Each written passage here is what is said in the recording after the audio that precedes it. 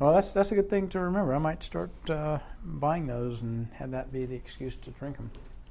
Good excuse to have a naked juice drink. Just before the workout, I guess. Just before, yeah. It's great to do it right before. You get all that glucose in your fructose in your system. And you feel all pumped. Yeah, yeah. Oh, sweet. All right, Mike. You All want me right. to Mike, right? That's what you prefer. I prefer right? Mike. Okay. Sorry, I thought. I didn't remember. But yeah, so I'm glad you're here. I'm excited to be here finally. Me too. It's been, what, a year in the making, I think? More than that, I think. You have, my I friend. ran out of excuses. I finally got you in. I got you, finally. No, I really have been wanting to do this for a while now, and I'm glad we've obviously kept in touch with everything that you've been going through, of course, and what you've been through, and how you've beat the odds, my friend. Well, I'm that 1 in 1,000 for sure. Yeah. So, for everyone that's listening that has no idea what we were just talking about, that's what this whole entire interview is about. It's interviewing my good friend Mike Walker, and he's going to tell us a little bit about his story. You know, kind of. Give me a. I know we talked about it a little jokingly, like, tell me how it all started. Well, I'll just tell you from the beginning, I was the surviving sperm, and I knew things were going to be on an upswing from there. You made it. You know, I figured that was the first major hurdle I had to pass, and I came out on top. So. A survivor right from the beginning. Survivor right from the beginning, and so I wanted to get out to be able to tell my story. There you go. So, thank you. I'm glad that you pushed through. So I've always been involved. I'm 68 now, and I've almost 69, and always been involved in something athletic. We were a swim team family growing up. I swam competitively, and then I played tennis in college. I was on the college tennis team for a year, university tennis team, and always did something. I took up rollerblading in my 40s, got in a group that rollerbladed 15, 20 miles around town a couple of times a week. Nice. And then I guess also in my 40s I started doing martial arts and was doing street fighting. I have a close friend who had a Taekwondo black belt but also a street fighting black belt, which is sort of unusual, and all the techniques that actually work on the street. Real-time, realistic things. We did that for at least 5, 6, 7 years and learned a lot of different techniques, and I was a pretty good choking dummy because I could tolerate pain, and I was probably the last one to tap out. So I was at least I had a role. There you go. You're like, I was good for something. Yeah, good for something. And so then we also taught women self-defense. So I've probably taught 700 women self-defense. Wow, that's awesome. In Charlotte. And excellent. There is a wide, and there is in men too, but there was a wide difference in coordination in the women. And some of them were just incredible athletes and some of them not. But the skills that we taught were rotational in nature as opposed to using any kind of strength or force or coordination. And so most of the techniques had a rotational component of either the strikes or getting out of grabs or chokeholds. So that was very gratifying. We taught a lot of women. It was the same group of us that were doing the street fighting. Yeah. And with the women, it's do something to cause harm and get away. With us, it was something similar, but it was always be touching the opponent and take him to the ground. So we had different goals on the more advanced things that we were doing with the men. Very cool. With the women, but it was cool. I like that. For about all total for about 10 years, but then when you're being learning how to you do fall breaks for learning how to fall, but falling is just less fun when you're 50. It's not fun at all. It's not fun at all, and it just seemed to. It just feels weird. We kind of eventually. Yeah. And for probably 4 or 5 years, I have a big living room, 15 by 27 foot living room that was our dojo. And then I got married, and my wife said, "No more dojo." and so now we have a beautiful living room with furniture, but no dojo. You have furniture in there now. Nice. Yes, we do, but no dojo. No dojo. We can dojo, do that here. This would be a perfect dojo right here. It's a little workshop here, I think. We have, we could teach women self-defense right here. That'd be great. But so we kind of got away from doing that, and then I started. I have a very good friend, Bob Alexander, that I was playing tennis with for a long time, and we were pretty equal tennis players. And Bob started into CrossFit. His daughter started a CrossFit gym up in Huntersville, and so Bob and I would drive from South Park to Huntersville, and a lot of times Bob's wife, and do CrossFit workouts on Saturday morning. Mm-hmm. He designed workouts for us every Monday night. Nice. And we did that for about 4 years, and then I have a pretty complete CrossFit gym on my porch, so I would do that 2 or 3 days a week, lifting on my own and that sort of thing. So I was probably working out, doing intense workouts probably 5 days a week, at least 4 days a week. Yeah. And which is great. Which was perfect for somebody in their 60s. You know, I'm different than a lot of people, and you know, I ran, I swam, I played tennis, but I never worked on upper body strength, you know, as a specific thing. So the first time I lifted a weight over my head in my entire life, I was almost 61. Yeah, and let me tell you guys something. This guy is not your typical at all. You look at Jon and you're like, okay, you're maybe in your 50s, maybe. Well, you're in great shape. I remember the first time I met you here. That's all I was like.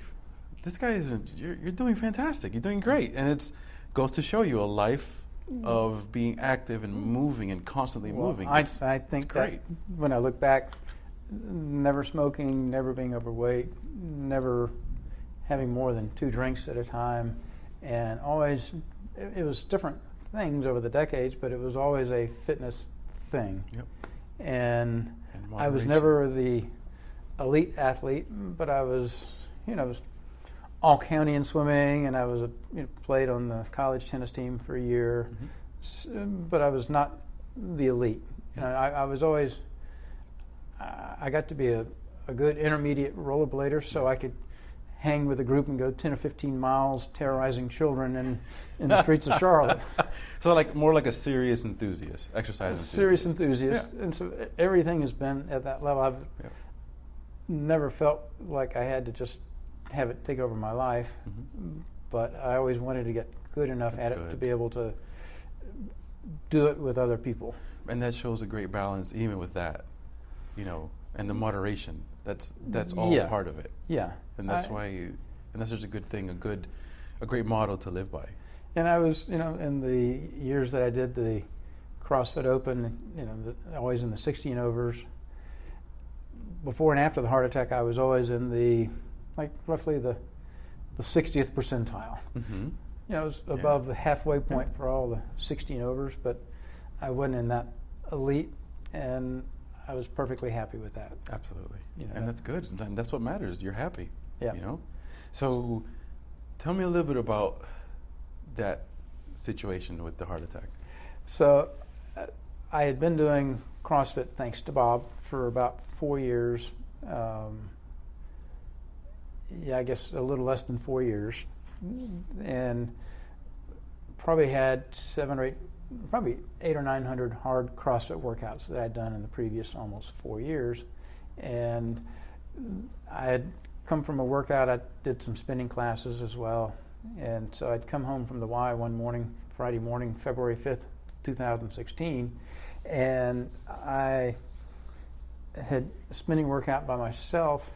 My wife used to go, or usually went, but didn't go that time. And so we went, I came home, she came downstairs when she heard me come in. We talked for a little bit. It was 2 days before the Panthers were playing in the Super Bowl. And one good thing about the heart attack and the coma and all, I didn't have to watch the Panthers' performance in the Super Bowl. So that was a another plus. Positive outlook. Yeah, so there's always a plus in everything.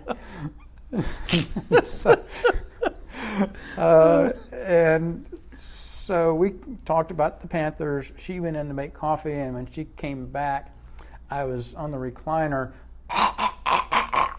choking. I was dying right there on the spot, and I had my cell phone, the home phone, literally within reach. She was in the next room. I didn't reach for the phones. I didn't call out to her.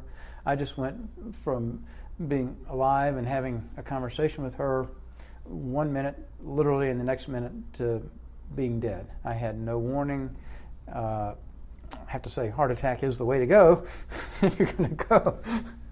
I highly recommend it as a way of dying. I'm not just a prescriber, but I'm also I'm a user. I'm a user, yeah. So it is the way to go. Yeah. But if you're looking for a way to go, that's the one. Luckily, I didn't. But she came in and found me as 190 pounds of dead weight on the recliner, and she couldn't budge. She couldn't pull me off. She called 911. The 911 operator told her, "Don't worry about hurting his head. You got to get him off the recliner." So she got up in the recliner and kind of rolled me off sideways onto the floor, and that's where I was. And she put the phone on speakerphone and said, and the 911 operator said, "We're going." He determined that's what should be done. "We're going to count together 1, 2, 3, 4. 1, 2, 3, 4." And they did that continuously. And she said, "Well, the door is locked. The EMTs can't get in." And he said, "You can unlock the door when you hear a knock on the door. Until then, we are doing this continuously, and we're not stopping." And that's why I'm forming a sentence and talking to you today. The oxygen. That for those 6 minutes before the fire truck arrived, and then the EMTs, and it took them. They were at the house about 22 minutes, and so it took 4 times with the AED to get even a tiny heartbeat from me. And when they did get it started, a normal ejection fraction is 50 to 70%. The success they had got it up to 5%. It was not enough to sustain life, but it was enough to get me to the hospital. Yeah. And I'm very blessed. If she had, so normally she goes to the Y with me for spinning class. Had she done like she normally did, she would have been upstairs taking a shower, and I'd be dead. Yep. And had she heard me come in and because she was not feeling well, roll over and go back to sleep, I'd be dead. Yep. So everything had to line up perfectly for me to be here. And she called. She didn't panic. She didn't get flustered. She called 911 immediately. And when they finally got there, they took over for her. But 6 minutes is a long time for somebody to do, especially a woman, to, with not massive amounts of upper body strength to do that. And I didn't have any cracked ribs or anything, so she did it exactly right. She did it the right way. And obviously to the right depth and everything, because it kept everything, the blood flowing. Yeah. And so once they got the small heartbeat, I was lucky to be close to a world-class heart clinic with the Sanger Clinic, 20 minutes away. Absolutely. And if I'd been in the middle of wherever, I'd be dead. And so when I got to the Sanger Clinic, it turned out that it was, in an otherwise clear artery, it was a little piece of plaque or something that got lodged in the lower anterior descending the LAD widowmaker artery. And I went from a hard workout to an hour later having 100% blockage just instantly. And I have clear arteries. There was no need for a bypass because there was nothing to bypass. They just needed to put a stent in that one place. Mm-hmm. But my heart was too weak to put the stent in at that point. So they had to do something called ECMO and ECMO. I can't even tell you what it stands for. But it's the Hail Mary. It's the final thing when nothing else works. And most people die on ECMO. And it was developed for infants in the womb that swallow feces or something, and it takes over your heart and your lungs. So they put me on ECMO to have a heart pump that was pumping all the blood. They took blood out of one side of my groin in big tubes that took it all out, and then another one that put it back in on the other side. And I was on that ECMO machine for just under 3 days, where heart pump was pumping my heart instead of my heart doing that, and giving my heart a chance to rest and recover. And so that was the first 3 days of being in a coma, but it was enough to to be able to put the stent in. And Susan said as she was watching, as soon as they put the stent in, the blood went from not flowing to just gushing through. And like I said, I had clear arteries. Systemically, there was nothing to bypass. So once the stent was done, that was enough from that standpoint. But I was in such grave condition with the heart that they had to let the pump run for 3 days. And apparently there was a 50-year-old vegan marathoner who had the record for the least amount of time on the ECMO machine and surviving. And I don't know, by half a day or something, I beat the 50-year-old vegan marathoner. The 64-year-old CrossFitter beat the 50-year-old vegan. Something else to put on your board. On my board, yeah, that's part of my resume. Beat the vegan marathoner. Put that off the bucket list. Yeah, it took long enough to beat the vegan marathoner, but I did it. Yep. That's the man right there, John. Hey, John. Hey, good to see you. Good to see you. Mike Walker. John Woodward, nice to see you. Yeah. Yep. I definitely want you to meet him as well. Yeah. Well, I'll just say hi from here. Yeah. How you doing? Good. Good. Yeah, I hear you've had a lot of success. Well, I'm here. Yeah. I'm telling my story, and I'm supposed to be dead. Oh, are you guys interviewing live? Yeah, we're recording right now. Yeah, we're recording you. Yeah. Oh my God. Now you're on. Now you're on the show too, my friend. Oh my gosh. Can I show you something real quick? Absolutely. Go ahead. No, go ahead. Is this going live right now? Yeah, but you can. Yeah. Don't turn it off. Yeah. So let's see. That where were we? was Dr. Jon Woodward, and we'll get to interview him at a later date too. So, yeah, continue. So I beat the 50-year-old vegan marathoner. Yep. And so for the first few days, maybe the whole time I was on ECMO, I was hour to hour live or die. They wouldn't commit to me even surviving longer than an hour. And my family was in ICU with other families, and the other families, there were, I think, 4 other families that said goodbye to their loved one that were in ICU rooms next to me because they were brain dead and they were keeping their heart alive, but there was nothing to keep it alive for anymore. And so they were they passed away, and my heart was in worse condition than those people's heart. It's just my brain wasn't in worse condition. They didn't know. They knew I wasn't brain dead, but they didn't know what they'd get when they took me out of the coma. When you got back out. Yeah. And I couldn't form. I was in the coma for 3 full weeks, and medically induced. And one interesting aspect of it was when Susan would she would hold my hand and give me positive affirmation, it's all going to work out, whatever, and that helped lower my blood pressure. So to that extent, even though I really don't remember it or couldn't hear it, that was part of the medical recovery, her doing that. That's amazing. And I think it was my sister-in-law. I have to check with my daughter and confirm this, but I think it was, who I get along pretty well with, but obviously not the same as my wife. And when she held my hand and gave me positive affirmations, my blood pressure went up. Like, don't you come back in here.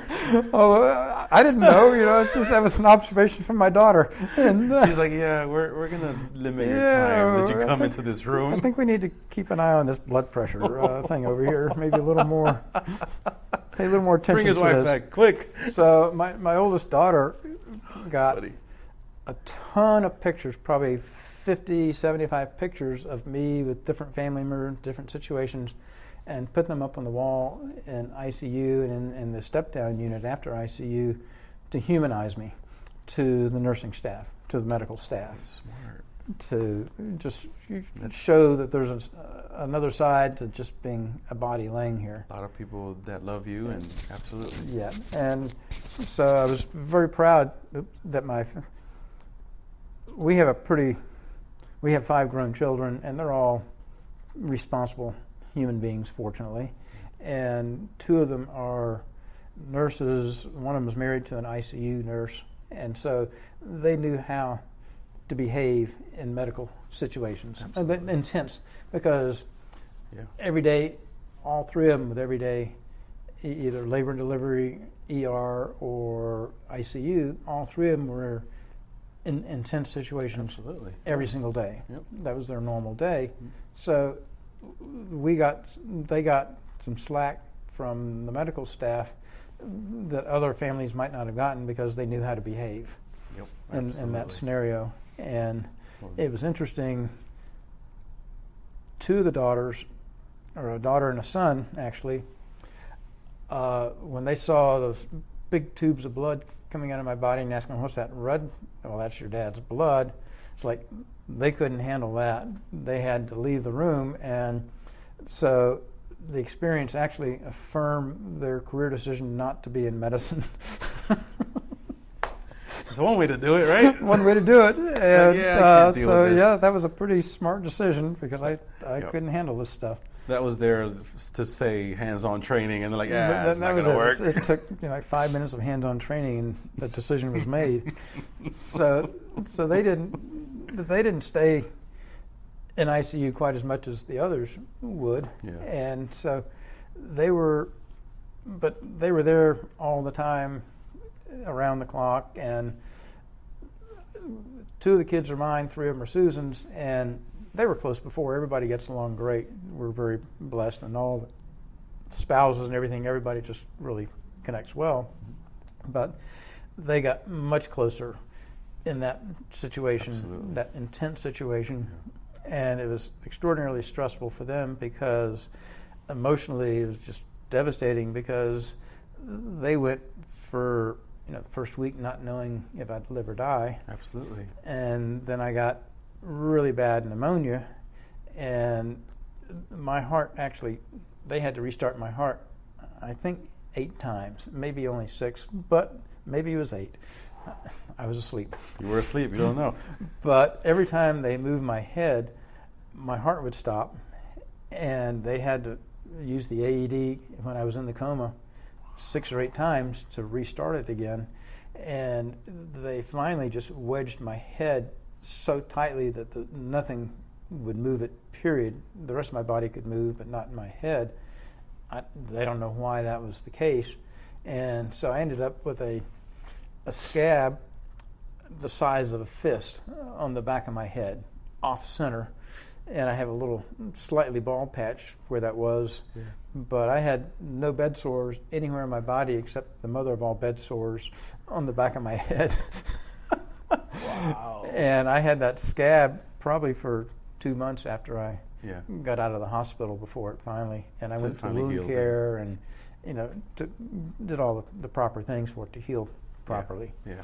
And so that was part of that. But they were gradually wanting to bring me out of the coma at some point. Yeah. And so the first thing that I remember was some big guy putting him, and I guess I looked at the clock.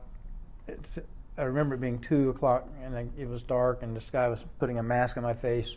Well, apparently there's some guy changing the ventilator, and they were gradually bringing me out of the coma. And I resisted the ventilator, I didn't want it on me. Well, one thing that I learned, and I guess it's true for most people, is you can't really have something breathing for you where you're aware and awake. If you're aware and awake, you want to do your own breathing. Right. And I couldn't, and maybe because I was just for the first time coming out of the coma in 3 weeks, I couldn't really compute the whole concept of I can't breathe, but I'm getting oxygen. Yeah, like I'm supposed to do this on my own. That doesn't I make any sense. I couldn't figure that out, and so I resisted the mask, and so they took it off me and took a chance, and I survived, and I was able to breathe on my own. And I had a trach, a cap in there, so they put a cap in there for the trach. And when they brought me out, apparently the next morning, my first sentence was a joke. So that's when they knew, okay, Mike's okay. He's back. He's back. Okay. Susan said, I'm going back to work. Okay, he can form a sentence. Geez, it's about time I'm out of here. I know, it's like 8 o'clock. Yeah, I can just make it to the office on time. And so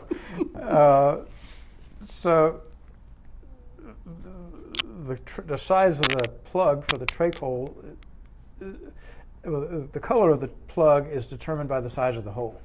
And so I had a purple plug, and the guy that was doing that had a purple plaid shirt on. And I said, and I made the joke that my first sentence was, I guess you want me to make a joke about the plug being the same color as your shirt. That's Mike. He's back. He's back. And so the funny thing is, he said, oh, you like it? I got it at Costco. It was a great deal. It's a great shirt for $17. And so I look at that shirt again a little closer, and I say, well, I got the exact same shirt in blue. And I did. I said, it is a great shirt. There you go. Well, it's interesting that you were able to start putting all those things together that quickly. Well, not if you talk to Susan. Now, I don't know exactly when, but they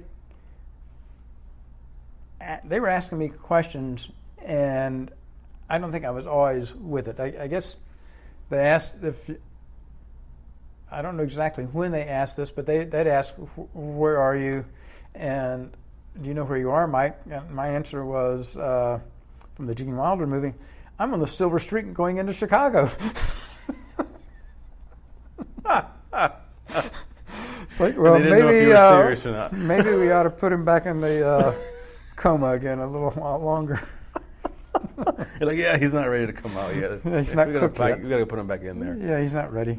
So they would ask me questions, and so there's been a lot of, and I guess it was before I went, once I came out and they saw that I could form a sentence and that I had some, had cognitive abilities, then there's been, in the news recently, there's with the president and with,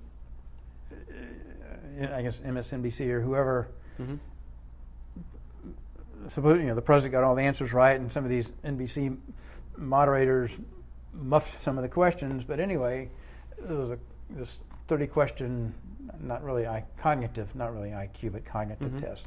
Well, one of the questions was count backwards from 100 by 7, 93, 86, 79, 72, 65, etc. And so I took that. They gave me that test, and got an engineering degree and an MBA, and dealt with numbers a lot, so it was not that big of a deal. And Susan says, man, they'd have put me back in the coma because there's no way I wouldn't do that now. I couldn't have done that. So the funny thing was, they gave me the exact same test again when I went to acute rehab. I didn't tell them I'd practiced already. I just let them be impressed the second time. Yeah, they're like, wow, this guy. Man, he can. It's amazing. It's like, man, I've been practicing all day. Yeah. I've been here all week. Yeah, I've been here all week. I've been here for 3 weeks, guys. Yeah. So I came out of the coma, and I went from, CrossFit, working out, pretty strong, 190 pounds or so, down to 150 something. I lost 37 pounds. Wow. Maybe it was like 153 or something. Yeah. I lost 100% of my muscle mass. I lost everything, and I was on a feeding tube. So I was actually on a feeding tube for about a week after or 3 or 4 days anyway, after they brought me out of the coma. And so I got this. So the doctor said, well, the feeding tube can come out now. And I'm thinking, oh shoot, I'll just do it. We don't need the nurse doing that. So I pull the feeding tube out, and I'm thinking it's like 3 inches down my throat. No. It's like 2 feet later, I'm pulling this nasty tube out of my my body. You're like, can I just cut this off and like let it come out the other way? Yeah.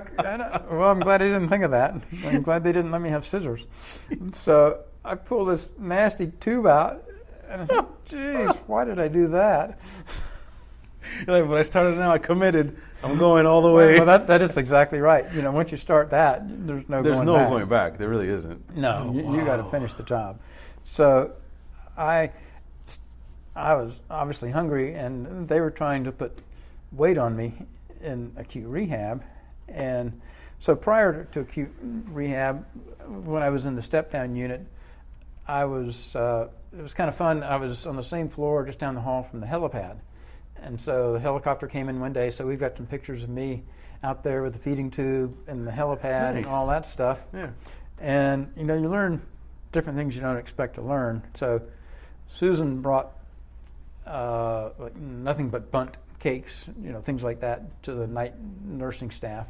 And so the mistake we made was doing that when my room was directly across from the nurses' station. Oh, God. So it was like at midnight, they're having this like party city. They're pumped up on all the sugar we bought for them, and I can't get a bit of sleep.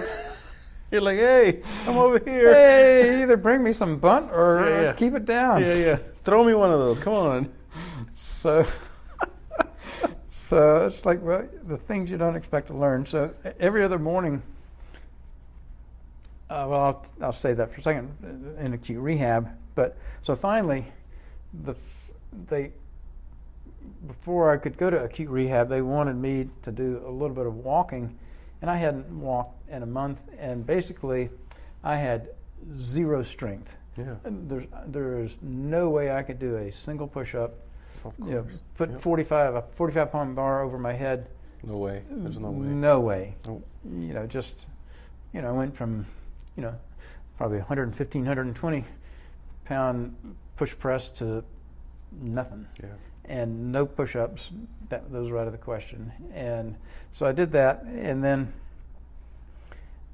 there was the day that they wanted me to walk in the step-down unit before acute rehab, and it was really a devastating day for two reasons. One is it's the same day they took away my catheter, so now it's like I kind of got used to this lifestyle here, and now I got to plan my P's, and you want me to walk? Like, I don't know if I like this whole really? adulting thing. I just thought this would just continue on like indefinitely. Just wheel me around. I'm so fine. Now I had to start planning my P's, and of course you have to have a nurse and a walker and little footies on your feet before you go anywhere, because the number one risk besides infection is fall risk in the hospital. And so the first day I walked 50 feet with a walker, and I was totally exhausted. I had to sit down. And that was it. I was just cooked.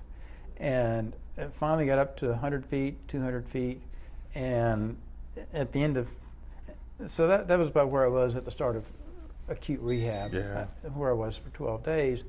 And when I finished at the end of 12 days, what I was so proud of was walking 900 feet without a walker in the hospital. I mean, that was like graduation. That was a huge step for you. Yeah. Absolutely. And so in acute rehab, the bed is alarmed, so you can't even put your feet over the bed without setting it off, which I found out one night. And I hear the nurse come running down the hall, and all I did was accidentally put my feet over the side when I was trying to go use the little urinal thing they give you in the middle of the night. Yeah. And so they're just hyper about that. So I was, other than maybe 3 hours a day for occupational and physical therapy, I was a prisoner in the diameter or in the rectangle of the bed. Yep. And that was it. The rectangle was the my rectangle life. of life for you. The right rectangle there. of life. So they wanted to not really fatten me up, but just put weight on me. Yeah. And because I'd lost 37 pounds, and they would always be hyper about protein. And if you didn't eat at least half your protein, they'd bring something else. And I guess what I can say as a cautionary tale is if it says oven baked, I think, oven baked or oven fried, I think it's oven baked, never get it. No. It's either a quarter-inch thin piece of chicken or a quarter-inch thin piece of something with shake and bake on it. Yep. And you don't want to be anywhere near it. Not nearly enough. Yeah, so I learned what things to order. I was on the Mediterranean diet, which was kind of weird because different doctors have different feelings about butter. It's a saturated fat. Maybe it goes through your body easier than none of them like vegetable oil. Mm-hmm. But they'd give me margarine that had so many chemicals printed in such a tiny space that you couldn't read it. Can't even read it. They wouldn't give me butter, but they would give me margarine. Right. And I thought, chemicals instead of animal fat? Oh, I don't know. Yeah. Which is worse, like paper or plastic. Yeah, like what can my body process better? Chemicals or just something that's but actually... they felt chemicals were better, so that's what we went with. Yeah, and so every other night at 3 a.m, the nurse would come in, the phlebotomist would come in and take my blood, and she'd walk in, flip on the fluorescent light directly above my head, and say, "It's time to take your blood." Wow! So that was every other night, and part of my motivation for getting out on time was one less of that. One less vampire in the night, man. Well, see, my ex-wife did that for a few years, and so she's heard all the jokes. So I was determined not to use the vampire joke or anything like that, because I know she heard them a million times before. Yeah, probably tired of it. Yeah, and so I just but I figured that was late enough after dinner that food had processed, digested. The chemicals had digested, yes, exactly. But it was early enough to get the results to the doctors making their rounds early the next morning. Yep. So it had to be somewhere in that narrow time frame in the middle of the night. Mm-hmm. So I got up to being able to, to walk the 900 feet by graduation, and I had part of my occupational therapy test to get out was I had 6 weeks of beard, and I had to use my shaver to shave the beard off. I had to be able to tie my tie, and which I never look at anything. I just do it. I've done it so many times. But I had to be able to tie my tie and buttons on a dress shirt. And so at first I started looking at the buttons to try to do it, and I couldn't do it. But then when I just went back to what I knew how to do without looking, it just came back. It was easy. You. So I had, I passed, and there was a weird game that I did with the occupational therapist. It had all these sticks of different sizes, like not a board game, but a little game, and they hang on one from another, and the whole idea is to try to get this thing sticking, or to get all the things, and some of the sticks are different lengths, they have different shapes to them, so it's a very kind of complicated game. Yeah. And she made me stand on one of these little squishy pads. So I'm you're trying to balance yourself back and forth the whole time that I'm playing this game with her. It goes on for like 10 minutes. And somehow we got all of those on there without that. So I felt like that was my occupational therapy graduate level. Yeah. Yeah. Nice. And good stuff. So I couldn't lift anything more than 10 pounds for a couple of months after being out of occupational acute rehab. Yeah. And when I was in acute rehab, I came to the first few days I was feeling sorry for myself. Maybe it was the meds or something. I just was feeling kind of queasy and not up to snuff. And so I went I'd go into the gym and before we do some of the therapy, and there was a woman that had no feet and no hands, and I'm thinking, my endurance and my muscles will come back. Those are never coming back. Yeah, exactly. And I stopped feeling sorry for myself immediately. Yeah. And it really does things, when we see things like people less fortunate like that, it does make us reevaluate a lot. It does. And in acute rehab, in a major hospital, you see a lot of You see that. a lot of things. And so Yep. they were probably all thinking, well, what's he doing here? I don't see anything. He's not missing anything. Nothing. Mhm. He doesn't have any big scars. Yep. Why Your is scars, your internal scars that you had. Well, I had the internal scars, but I didn't have anything that was Right. visible. Yeah. And I was just scrawny, Yeah. just super scrawny. Yep. But other than being super scrawny and moving around slowly, Mhm. there was no evidence. Correct. Right. And so I started, I worked pretty hard in the physical therapy. I got up to, at the end, and I was totally exhausted, and I don't know why they weren't afraid my heart wouldn't stop a second time, but they didn't care. They just said, you're going to do this stuff. Yeah, well, I mean, you're right there, so I mean, if something does happen, I know, we'll just, that's good. we'll just wheel you on down back in that other room. That's true. Under the underground tunnel back to the hospital Yeah, again. yeah. We'll So leave them somewhere down I got there. up to like 20 air squats at the end of Nice. or at the end of the 12 days, Excellent. and walked the 900 feet, and that was the big goal, to go home. They said I'd be there 12 days. I was there 12 days. 12 days, They knew exactly.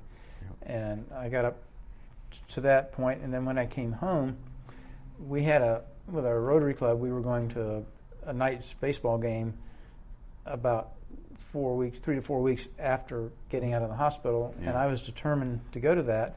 And so I set up a little path where 50 times was a mile inside the house, and I would walk this thing. I had some kind of furniture every step of the way that I could lean on or something, so I wasn't a fall risk Right. by myself. But I would walk.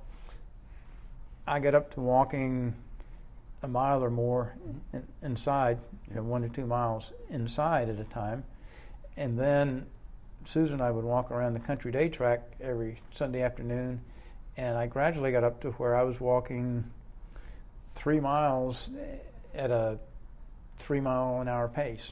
So I was actually faster than 3 miles an hour, and I Excellent. kept track of the time and everything, and the outpatient rehab, showed them the improvements, and so I was very methodical about improving my time, because I wanted to go to that baseball game, and I wasn't worried about.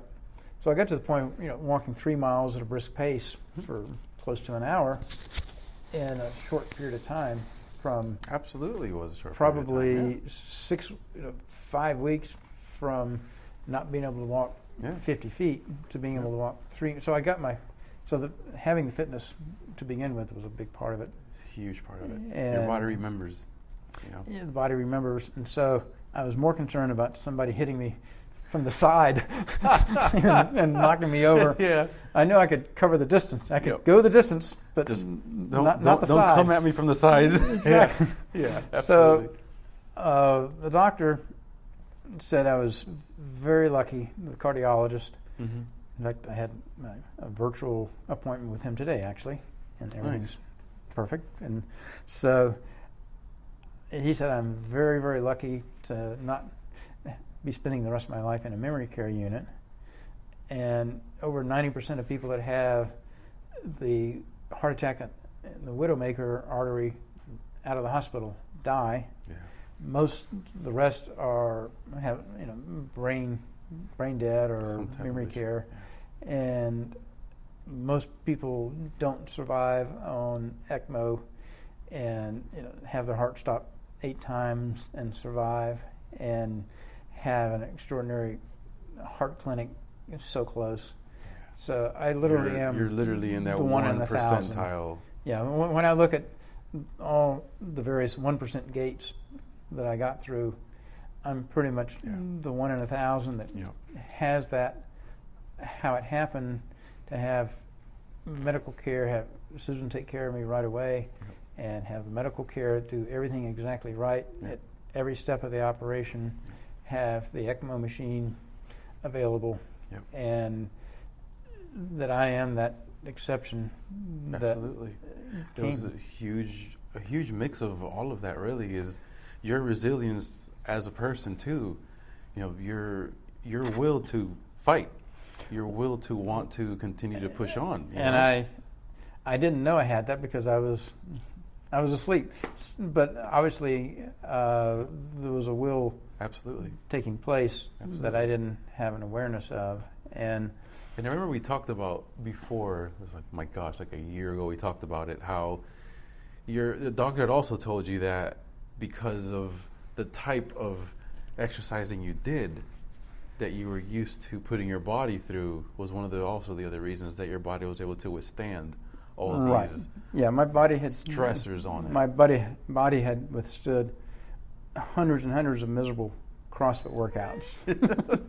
Absolutely. And I guess it was my willingness to put myself through misery in my 60s, and most people thought that was crazy, but that's why I'm here. And if I'd been a couch potato, 100% chance I would be dead. Well, amen. That's exactly what it was. My heart was gravely compromised, and the only reason it came through that was because it was very strong going in. It was like what he said, it felt, to your heart, it seemed, I forgot, that's what you said that he had said, it seemed like it just felt like it had gone through a really tough workout, and it was just recovering from that. Yes. And I guess the heart was thinking that. I wasn't thinking much of anything. You weren't thinking much of anything. But then, the heart got a 3-day rest from the ECMO machine, too. Yeah. So, but I guess a month or so after I got out, or a few weeks, maybe the week before Easter, I posted a thing on Facebook recounting some of the miracles, ECMO, and the other things. Everything had to line up perfectly, which it did. Yeah. And a friend of mine from Leadership Charlotte days was the director of the Levine Children's Hospital.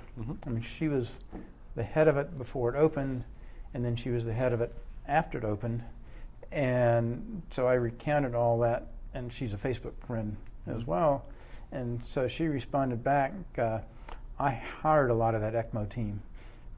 Look at that. So a friend of mine hired the people that saved my life, that kept me alive. What a small world. But it just goes to show, it's also your positive vibe has attracted the positive people in your life too. Well, and there they are, without you even knowing, she hired the people that saved your life. I think it helped, and actually the nurse that did the most was close friends with her. Yep. The ECMO nurse, and the ECMO machine requires 2 nurses 24/7 to operate it. I mean, it's a complex. Wow. It's multiple machines, really. It's not just one thing, but it's a complex thing to operate, and you've got all kind of things you got to do to adjust the blood, to do to the blood constantly, and a lot of things to monitor with the blood, and plus it's all flowing out of my body and going through another machine and then coming back in. So there's a lot of room for error there. Yeah. So to everyone that helped with having this beautiful soul tell his story today, thank you. Everyone at Sanger, everybody that helped, the nurses, the EMT that came out to take care of you. I mean, your wife, everyone that really played a role in Mike being here and telling this story. Thank you. Well, thank you. Yeah, absolutely. So when did you begin then to slowly get back to your normalcy? Well, when they allowed me, I didn't really quite understand why I couldn't lift more than 10 pounds for a month or two, because there was no muscle cut, there was no, my chest wasn't cut open for a bypass because everything was clean. And I have clear arteries, perfect blood, and had perfect blood my whole life, blood pressure 110/70 my whole life, including today. And so I couldn't really understand why I couldn't work out more, but I did sneak out and got on the rowing machine, and Susan got really, really upset because I think I pulled a muscle right where my heart was, and they thought I was, I thought maybe it was a heart thing. It turned out it was just right on the surface, and I learned a few times after that, especially like with bench presses or something, that it feels a little sore here. Exactly where is it sore? And it's just under the skin. It's muscle. It's not down. It's not a heart attack. Yeah. So I actually went to the hospital for just under 24 hours because of that. Yeah. And I learned then that if you're there more than 24 hours, you have to be officially admitted. So I was just there under 24 hours, not officially admitted. And when you're not officially admitted, then you're not officially discharged. And so it was like, okay, Mike, well, here's a white bag for some of your stuff if you want to put it in this white little drawstring bag to take out. And if you go down the hall here and take the second left and go down there, the elevator down to the lobby will be on the right. They didn't even leave the ward. They just said, they pointed me here, here, here, and sayonara, have a nice day. None of this wheelchair out to the front door or anything like that. Get out of here.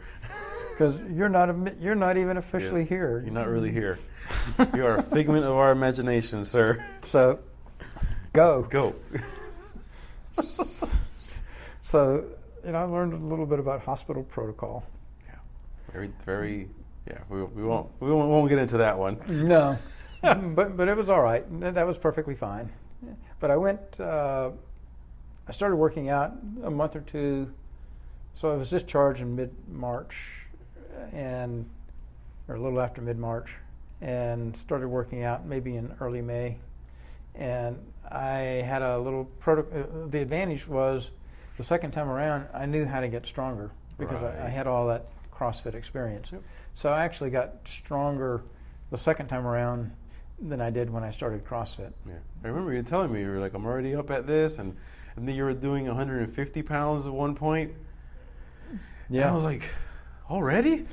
Well, I know. It was amazing how fast, and I guess I took inspiration from a previous doctor who had said, that talked about some study of guys older than me and how much muscle they were able to acquire in a reasonable period of time, that you can add muscle at any age if you have a deliberate, structured program. Exactly.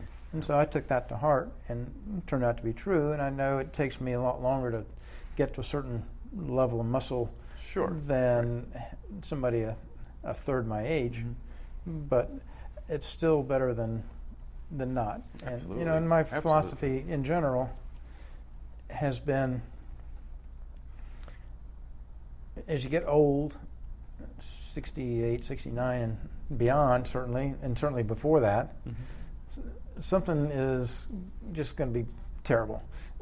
I mean, something, as I say, something's going to suck. Right? And so I'm just trying to choose what sucks with working out. So it could be, for me, it's huffing and puffing and muscle, but the alternative is joints and organs. There you go. So I figure That's right. I'll let the huffing and puffing and the muscle. I'll take that suck over the other suck. Absolutely, embrace the suck. And I was definitely embracing the suck, and I put myself through a lot of it. But certainly at my age, having an active lifestyle of whatever it is, and not doing it to the point that you're damaging your body, is, I think, the reason that I'm still able to do all these things. I agree. At my age, I did one marathon. I checked that box. There you go. Didn't know if my goal was to run marathons or run a marathon, but when I finished, I realized my goal was to run a marathon, and I'm good. Checked it. Move on. Move on to something next. Yeah. Something else. Yeah. So, I think anything that's repetitive like that, just where you're just doing countless repetitions, countless repetitions, is not necessarily good for your body. My wife is 120 pounds. She was one of the 3 fastest runners in Charlotte for her age for years. Nice. And a good competitive runner. And at 120 pounds, with the way she runs, she's kind of running along with not a lot of weight hitting the ground, and a good form. Right. So efficient and not. But for me, 180 different. Pounds. It's different. Yeah. And there's a lot more going against gravity there. 180 pounds is pounding that knee every single step, and it's not as efficient as her stride. Yep. And so running on my knees was far worse than running on her knees. Absolutely. Yep. So I gave up running, and happy to. Yeah. Haven't But really you know, missed it. you did, like you said, you did a marathon. You were happy with it. You're gonna try something else now. Absolutely. That's completely So fine. I've checked a lot of boxes. Yeah, I've done a lot of Spartan races here and there, and I just feel like doing something else. Not that there's anything wrong with it. I'll do it maybe every now and then, but I'm not gonna be doing 4 or 5 a year like I was. Now I'll probably do 1 a year. And I went to Waterpalooza to do the Waterpalooza Strong, and I loved it. That was once a year, so I'll go back to that again for another year. So it's just, like you said, it's about trying things that make you feel happy, that you enjoy, and it's not that repetitive over and over and over. And I've never done anything that was damaging, like the joints. Like I played tennis from, teens to my 60s, and I've never had a shoulder issue ever with tennis, and thousands of serves and countless hours, and because I've always had good form and I've always warmed up and had things, so I never had tennis elbow because I didn't have, if you've got a poor form, you're more likely to use your elbow and aggravate it. So I always try to have good form with things so that I could keep doing it. Right, exactly. And so you're mindful. You watch what you're doing. You're watching your form. That's very important. And even though I did in rollerblading a lot of stupid stuff going down hills and at the bottom of the hill, a 90-degree turn at the bottom and negotiating that, and I mean, I did a lot of pretty stupid stuff. But I know I've gone probably 2,000-3,000 miles on rollerblades and never fallen at speed. Yeah. Now, that's good. The way you fall is real slow stuff, like coming up to a crack in a sidewalk where you're just going slow. But when you're going fast, none of that stuff matters. Yeah. So I've dodged a lot of bullets to be able to have my body intact. And I didn't, play football or anything like that, so I don't have any lingering high impact injuries or anything high like impact that. Injuries. Yeah. So a lot of things have conspired that today I can still do intense workouts at almost 69. So are you still doing your functional fitness type workouts? Well, I am. I've been so busy with a lot of leadership duties in Rotary the last 3 to 6 months that it's just been almost impossible. I need every hour of the day pretty much because I'm responsible for 57 Rotary clubs in 14 counties, and everything's been redefined by COVID. So the way clubs have been doing things for decades is totally different, and it's up to me to lead them through that. Yeah. Plus, I don't know, managing a few $100 million of other people's money. Right, right. That takes this a is little bit of important time. too, absolutely. But don't forget how important your health is, as you know Oh, more well, than I know anyone. that. And I eat very healthy. I know you do. Working from home, and I do work out some. I just haven't been I haven't been doing the intense. That intense 5 days level. a week, just miserable long, really challenging workouts. I'm coming here usually like at 6 to do these things here and there. And hey, I'm happy to come in here. Come on down and anytime, do man. some ropes and. That'll be a blast. I would love to have you. Well, I'm not as fit as I was 4 months ago, but I'm a heck of a lot fitter than I was the day after I came out of the coma. That's right. That's it, and that's So all that I matters. can still do. We'll definitely set it up. I can still do 5 or 10 that. chin-ups. I just can't do 15 chin-ups. That's totally fine. So I'm not like a total slacker. I'm just a partial, just partial slacker, and I can do more chin-ups and push-ups and everything else, and push presses than most people my age. Absolutely but right. You're absolutely right. Just not quite as much as. But I also know that I could get back on my routine, and within 3 months, probably be exactly where I was before. Exactly right. So I know I'm in a process now where I've committed to leading all these people, and I need to really commit. I need to do that to the very best I can, because I just get one shot at it, and it will actually slow down a little bit pretty soon. Yeah. So what advice would you give for anyone that's listening right now? Like, what overall advice would you give them as far as the fitness aspect of things and just I think it's doing general life counsel? Anything, whatever you're doing. What I told people, I know it's good advice a lot of times if they don't listen, so I know it. Well, actually, they don't want to do it, so it must be actually something that would work. And that's why they don't want to do it. That's how it goes. So it's always a good indicator. But it would be to do something. Like it was one person that I talked to one time that was just really unfit, had some issues, was overweight, and I said, well, can you walk to that telephone or whatever kind of pole it is today, electric pole?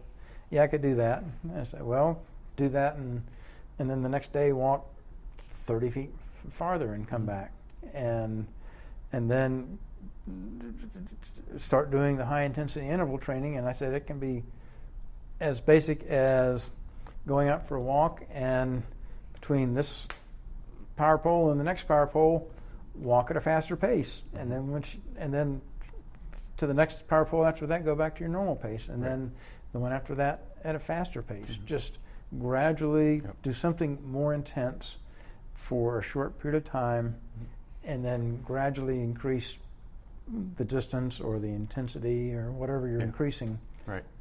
Gradually increase it, and if you're going to do any kind of weightlifting or anything like that, work with somebody that knows what they're doing, because I do a lot of it on my own now. But if I hadn't have had a lot of instruction from CrossFit instructors, and if I hadn't watched, training videos of weightlifters, powerlifters, and all that to kind of know the technique, then I know I would have hurt myself. You would have hurt yourself a very long time ago. Yeah. Yeah. So this is what it is. It's all about, and that's what I try to do a lot of small progressive steps and consistency. And I think part of it too, because I see this now with me being so busy all day, every day at the moment, and so I can see that in myself too, how you just have, if you're going to do it, you have to just say, there's going to be an hour where I'm going to be sweating, I'm going to be recovering, I'm going to be doing whatever, and maybe there's another, a woman, maybe it's another hour to take a shower and wash and dry my hair and everything. That it's a time commitment, and you have to be willing to do that time commitment. Now, me, I can take a shower, and with the limited amount of hair that I have, you and I both, my friend, it doesn't take. It takes Susan a lot longer to dry her hair than me. To get this mane all together, it takes me about 10 seconds. 10 seconds. Yeah, well, I'm a little longer than you. I still am proud to have some hair here. But for Susan, when she runs, like she ran 4 miles today, but she came back, she cool down, take a shower, dry the hair. It's not like you're going to do the whole thing in 15 minutes. Right. And so you have to have some buy-in that you carve out whatever time of day that works. Yep. So and stick to it, And stick to it. Yeah. So you just say, well, it's going to kind of suck for part of that time. And, that's just but it'll be kind over of, that's what it is, but it'll be over. And I get to have a nice juice drink beforehand and a nice protein shake afterwards. And what else can you ask for? It's like, it doesn't get any better than this. Yeah. And you just have to accept that for part of that time, you would rather be doing anything but what you're doing. Yeah. But you're going to do it anyway. You're going to do it anyways. That's it. Man, this was good. Thank you, Mike. I really appreciate you taking the time. I know you're a busy guy. I'm glad we got a chance to squeeze it in on a Friday afternoon here. Me too. It's a great, and I was talking to Jon earlier, and I said, this is a perfect way to end for our week.